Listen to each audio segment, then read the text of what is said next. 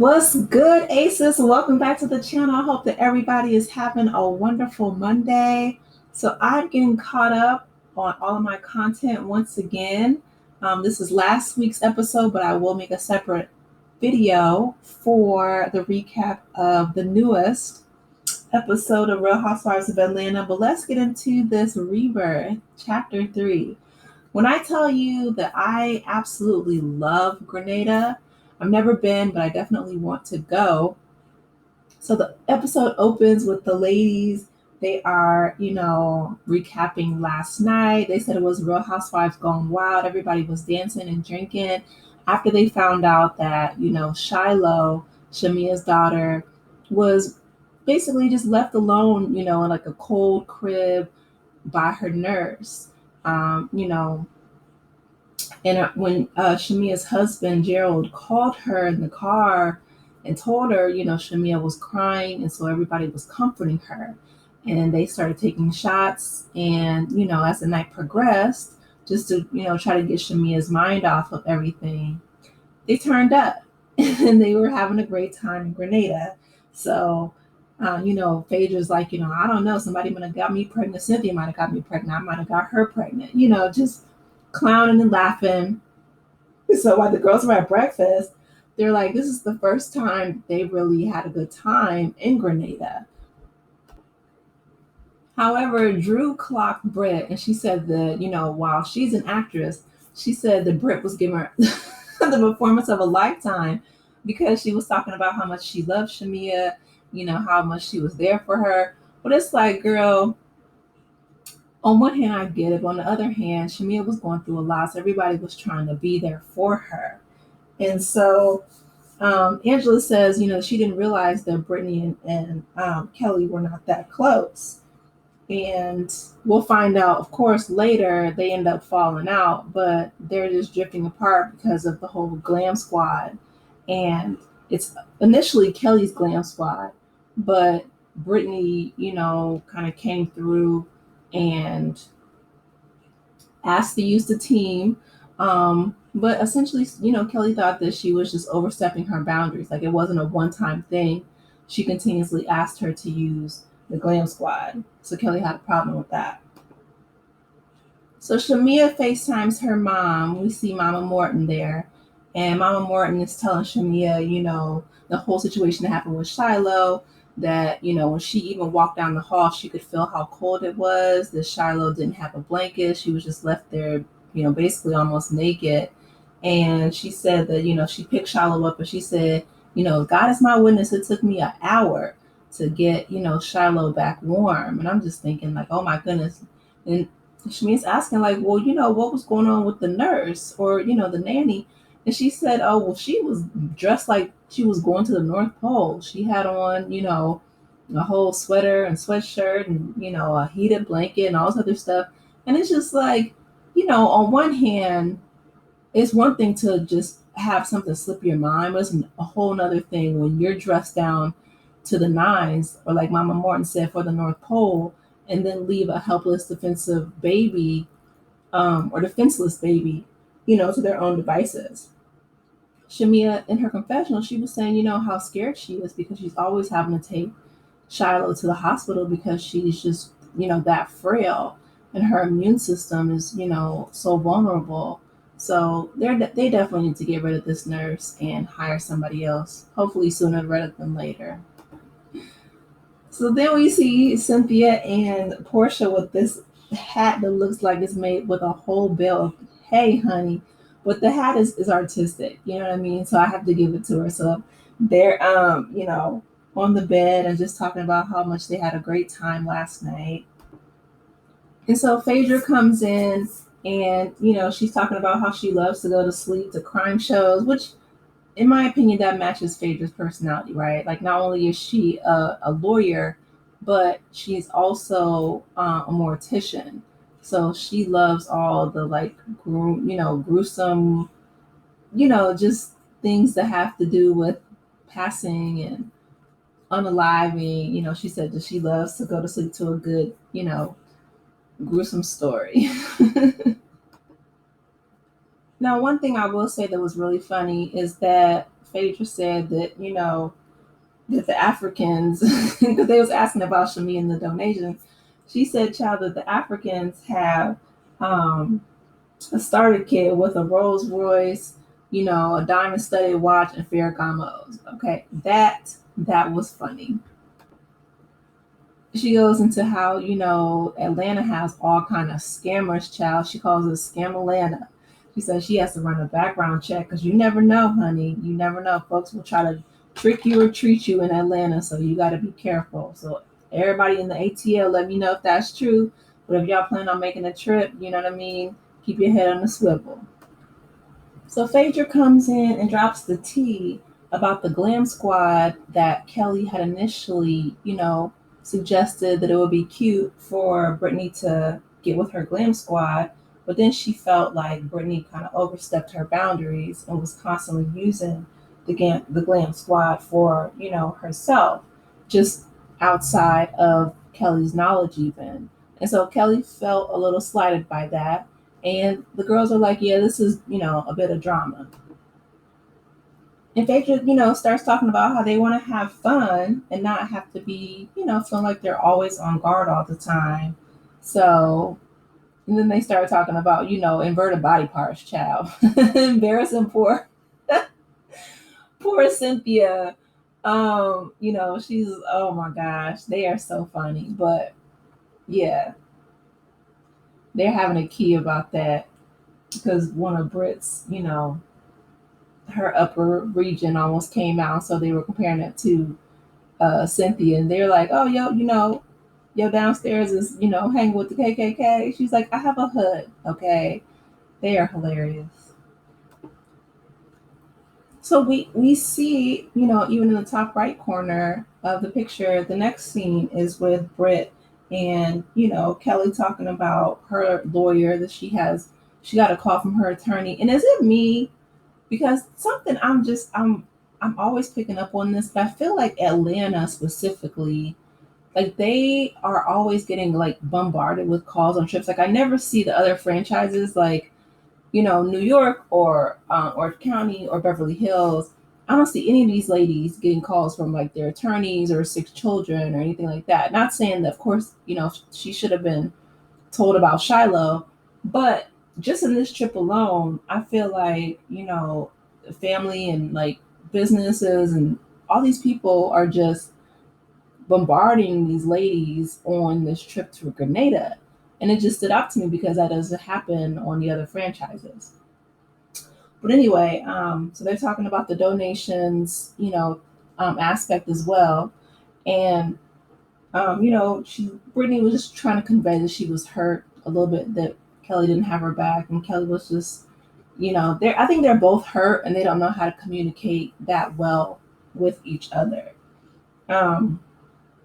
Because she asked her what would be a good amount. I think Brittany just doesn't know the expectations of the other ladies, and so she was looking to Kelly to try to guide her. Um, but she just says that, since it was her event, she at her event she told everybody that she took her team down to get plastic surgery, and it does come across as braggadocious when she gave so little to the donations, or even at that event, and she didn't even feed everybody. So I can see Kelly's point. And she just said that she really wants Kelly or Brittany to step up and to be that girl and to step into her purpose. So she's like, I love that you're warm and giving, and just I wish that they would have been able to work it out here instead of it exploding in next week's episode. But hopefully they can get to a place where they can find some kind of common ground, because I know they're both hurting, they're both going through a lot. So Brittany doesn't think that it's about the donation. She thinks that it's about the glam team. And in their confessionals, Kelly does admit that she thinks it is weird that Brittany wants to use her entire entourage, um, and that she hosted a meeting with her glam team at her house behind her back. I have to agree, that is a little weird. So, she said that Brittany says that it was Kelly's idea, but Kelly didn't think that Brittany was going to take the idea and just completely run with it, and completely try to steal her glam squad. So while Brittany's saying it's not giving bestie, I can see Kelly's point. Like at some point, you need to either get some referrals or, just get a glam team of your own. And that's exactly what Cynthia said on Watch What Happens Live. Andy asked her and about, would she be willing to share her glam squad? And she's like, well, I've never really had to share my glam squad with anybody else because, she's like, she just learned from her days being a model. It doesn't work. I'm sure Cynthia would if somebody asked her, but at the end of the day, I feel like people get territorial and it just doesn't work out. All right, so then the ladies go to this really nice cabana, and then Shamia and Kelly come back after shopping, and they're twins. So Angela's saying that Brittany's probably gonna be mad when she sees it, and she probably was. She probably was real salty when she saw that. But they all, gather around and they're having drinks by the pool, which the views are lovely, right? They have a bartender who already has his jab horns on. Shout out to Jab and Grenada. You know what I mean? The ladies are having a great time. He's cooking steak and chicken, and Drew comes up and she's like, I know Portia ain't on the grill. She's like, yes, child, I'm on the grill. So, Portia will eat a pork chop and, she ain't miss no meals, okay? And I'm not mad at her, but I love it because one thing I can't say, she's not my favorite personality on the show. Well, Portia has an amazing physique. Like, she has a six-pack, but she's also, homegrown Atlanta fed. So, shout out to Portia. But they're all drinking. She's like, ain't nothing but a little liquor can't solve. Drew said that about the lady. About them last night, just again recapping, having a good time. And I'm glad that they have fun because I've seen enough tears and drama and, folks going at it all the time. It's nice to kick back and have a kiki with your girlfriends every now and then. So while the ladies are eating, Randall comes up and he is the chairman of the Grenada Tourist Advisory. So, he hugs everybody and thanks them for their donations. And, they're like, oh, which he is cute. Randall's a good looking guy, right? But they are doing the most. And Portia's like, is that another prime minister? Because these prime ministers out here is fine, honey. Portia's or not Portia, Phaedra's like, I'm a hugger. And these ladies are, they all have on bathing suits, so he looks uncomfortable because he's fully dressed.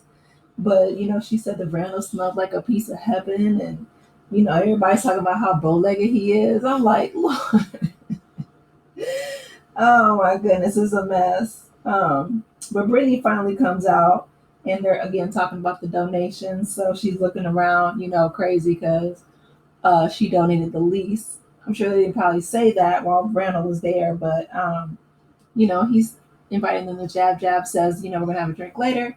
They're like, no, go ahead and, let's turn up now. They're already drinking at the pool, so he has a drink with all of them. And while Phaedra puts her dibs on Randall, everybody points to Kelly like, no, Kelly already claimed him. So this man don't know these folks at all. But yeah, they still ain't claiming him. And I'm like, I know that's right, Stella. Go ahead and get your groove back, girl. Go on and get it. So then Randall tells them about Jab and the celebration. Everybody wore, horns and they put black oil over their body. You guys can see the bottom pictures there. But it started out as a form of protest. So slave owners would call the slaves devils. And, they said that, it was a jab. So then they called the event, it started the protest Jab as a form of protesting against the oppression and these unfair labels that were put on, the enslaved people of Grenada. So, and of course, Portia Luther King is giving the breakdown in her confessional. And she said, what do we do as powerful Black people? We, dance and beat down the oppressor. All I could think about. Well, I will say the Portia did step up during 2020, but in the Black Lives Matter movement. But all I could think about was her talking about the Underground Railroad and how she thought it was like a real, like, Amtrak train, which we don't have that now. We don't have those kind of trains now, let alone back in in the 1800s or so. But anyway, so they're all, they thank Randall for his time, and Laura Portia's making a video of him while he's walking away. She's like, "Listen, I'm leaving here with something." Okay, my Denzel voice. Portia's a trip.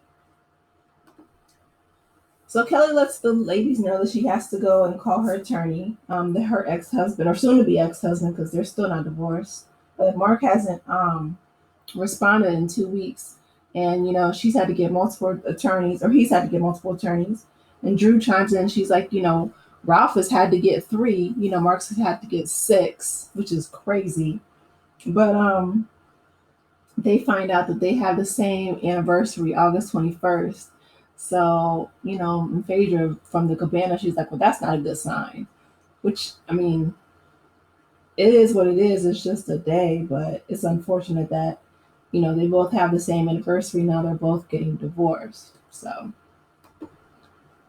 while Phaedra's trying to be funny and saying that she doesn't, necessarily think that that's a good sign, which I understand, the only people that's married on this show is Shamia and Angela, to my knowledge. So I'm like, Phaedra, baby, you don't have a husband either. Apollo's, out here finding his long lost children on the World Wide Web. And yeah, but anyway, so Drew says that she thought that she was going to be married to Ralph forever because they were married for 10 years and her parents had a long lasting marriage. And it's unfortunate, because Ralph reminds me a lot of Martell. I'm sure that Melody wasn't trying to get divorced either, but when you're dealing with somebody they have very similar personalities. A lot of people online have called them narcissists. I'm not a psychologist, so I can't diagnose them. But what I will say is after the behaviors that they exhibit on the show, both Ralph and Martell Holt, they align with what's listed in the DSM-5 for malignant narcissistic behavior. So when you're dealing with people like that, it's really difficult to have any type of relationship with them. They will just drain you and suck you dry. So Melody was smart enough to get out as soon as she could. So Britt's telling all the ladies, Angela and Drew and Cynthia, that she doesn't feel that Kelly really has shown up for her lately. But, and then Portia's saying that she's going to be a bad bee regardless of what she's going through because she's also going through a divorce. So she introduces Shamia in that, big straw hat, which is nice, right? They're taking pictures. And, Shamia says that she really feels like Portia has her back because she lent her the hat and the swimsuit. And I feel like Shamia, I don't know why, maybe it makes her, feel closer to Portia by wearing her clothes. Because I'm like, I don't know why Shamia didn't just use her credit card to go to any of the mini shops I'm sure that Grenada has and buy, a couple dresses, a couple swimsuits, because they were only going to be there for they say 4 or 5 days. So if she didn't have luggage, to me, it's like that would have been nothing off of her back to, replenish the luggage that she was missing. But again, Portia did step up, and it made I think Shamia feel really loved that Portia was willing to share her clothes, her yellow dress, her bathing suit, and her hat with Shamia. So I feel like Shamia really needed that from Portia. So Bobby is Kelly's divorce lawyer, and he is telling her, about the court date when that's going to occur. That her husband that she's trying to divorce, he's just making her life, as difficult as possible. He's really not trying to divide up any of the assets fairly. He's not trying to help out with the kids and get any kind of, custody agreement going. So I feel like he's just trying to drag things out, drain her time and her assets, and just make life as difficult for Kelly as possible, which is unfortunate. Um, they are, she even the anniversary gifts that he gave her, she has to find the deed to that to kind of try to hold on to it and get her paperwork in order. And Kelly said that she doesn't have her paperwork in order. She doesn't know where it is, but she said that he's really trying to make everything as difficult for her as humanly possible. And it's unfortunate because, that old adage of, the person that you marry is not the same person that you divorce. You can see that through what Kelly is going through in this situation. So then Shamia comes out in these Chanel boots. They're all getting dressed up for Jab Jab. And everyone's telling her, to put those away because everything gets covered in black oil. And, Phaedra's like, I know you're rich. I go, you're wealthy. It reminds me of when I was 18 and we went to New Orleans for Mardi Gras. And my friends that are from Louisiana, they're like, those shoes are cute. Where are you on? I was like, Bourbon Street. She's like, girl, no, that will mess your whole shoe up. You don't want to do that. So shout out to them for trying to, save her shoes, because if you don't know, then you don't know. Cynthia, she said she put her hair in some some hair condoms because she wanted to protect her hair from all of the black oil. So shout out to all the ladies. I cannot wait to, I've never been to a Caribbean carnival. I know this is not a carnival per se, but it's a celebration. But I would love to go to Grenada and experience Jab Jab, in person just once in my lifetime. So in the car ride over, while the ladies are drinking and, kind of pre-gaming, they're talking about how, they like their men, how they like affectionate men. And they're talking about, some men who are, like Portia said, she dated one man who had a foot fetish. And she was like, he awakened muscles I didn't even know I had. So, they're just talking about, just girl talk in the car. Like I said, it's nice to always see them bonding and having fun and, just having a good time rather than fighting. But they all have on black, like spandex materials, fishnet stocking, just jabbing it down. So everyone, when they get there, Phaedra, her confessional, she said it's really wild. Everybody's covered with black oil. Just, everyone's dancing and having a good time with the horns. And, she said, and Shamia said, did I see my husband? Because, the blacker the berry, the sweeter the jab.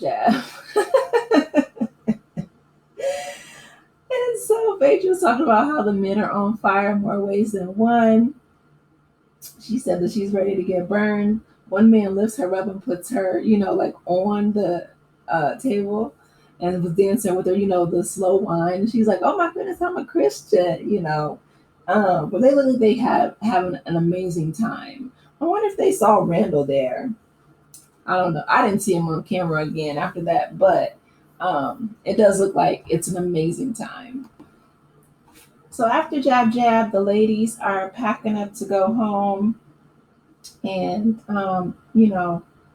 Phaedra packed an electric blanket, which is crazy to me. But she said she gets cold. And she's like, Cynthia's in Grenada. But I guess if they have the air conditioning on high, then an electric blanket might make sense. I don't know. Everybody's different. But, the ladies all go and sit and they're discussing how long it took to wash all the black paint off.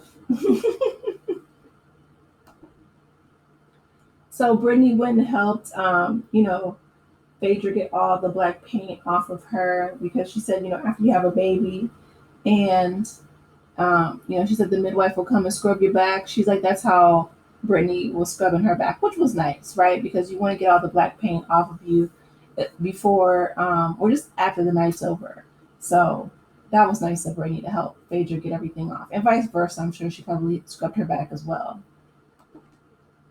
So while the ladies are eating, Kelly is saying how she got up and her crystal had broken completely in half. after she was dealing with, she said it symbolizes the end of their relationship with her ex-husband. She said that she just felt like it was God telling her that, it was the end. So, listen, the Lord works in mysterious ways. I have no idea, but I'm glad that she's able to, put that behind her. And so Kelly winds up, they count down 5, 4, 3, 2, 1, and she throws the crystal into the ocean as a release. She says that, that she's really happy she's able to connect with the other women and, just have a good time while she's in Grenada, just relax, rest, and renew. So at the end of the episode, we see a preview for this I was gonna say next week, but it's this week. And they're just basically saying that, she's not divorced yet. But again, like I said, it's unfortunate that he's, just holding on to everything and making her life miserable. So let me know your thoughts about this episode. Please be sure to like the video, subscribe to the channel, and I will talk with you in the next one. Take care, Aces. Bye.